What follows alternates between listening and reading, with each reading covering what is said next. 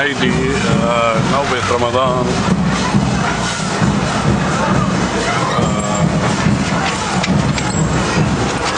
وهي رمز من رمضان المبارك. يعني كل سنة بتطلع النوبات باللباس التراثي لها وبتعمل جولاتها بالمدينة. ف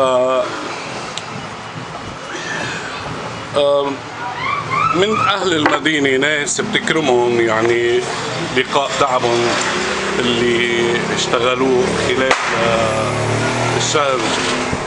شهر رمضان المبارك، لأنه هن نفسهم اللي بتولوا عمليات تسحير الناس المسحرات يعني، ولكن بيطلعوا بشبه عرض بالمدينة. وهيدي من تراث المينا ومحافظين عليها يعني من فترات طويلة بالمدينة.